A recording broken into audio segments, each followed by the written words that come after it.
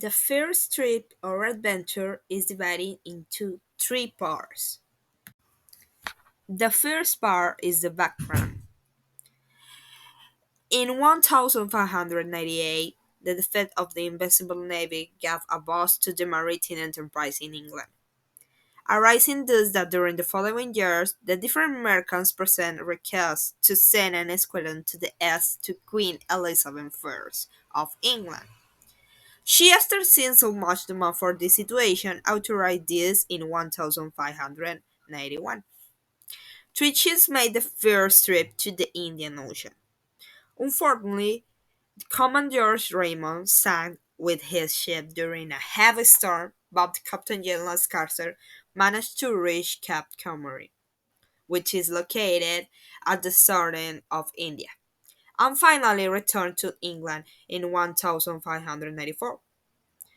At about the same time, three other ships were sent east under the command of Captain Benjamin Wood, but unfortunately, these three ships were lost.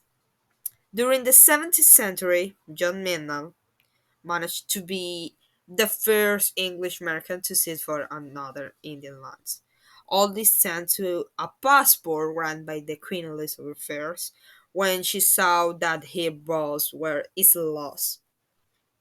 From 1599 until 1600, he was circling the east of India, managing to visit the Mughal Emperor Akbar in Agra. Created using Powtoon. Moving on to the second part of this first adventure, we find the foundation of the company. On September 24, 1599, several Americans decided to form a company to trade daily with lands of the Indian East in order to cease to depend daily of the monopoly that the Dutch exercised over the spice trade. This group decided to seek direct support from the crown.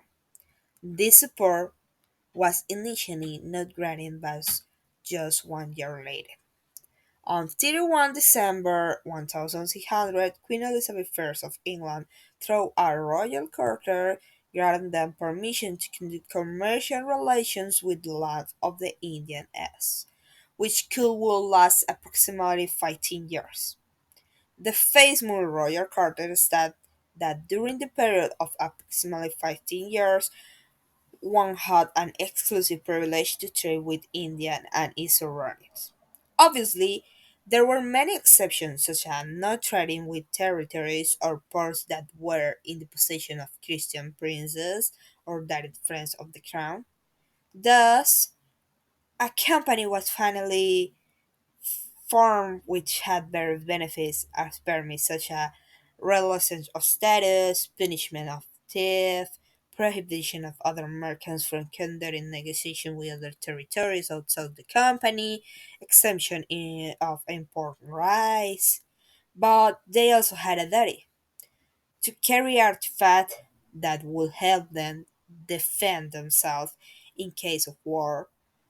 All this was totally regulated during every journey that was made. Finally, the third part of this first adventure takes us into the famous epochs. This part is split in two, but we'll talk about that later.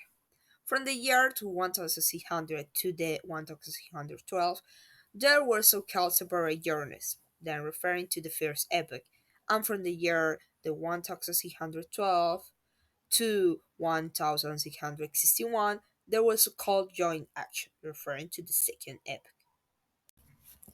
Choose another video to continue with this adventure.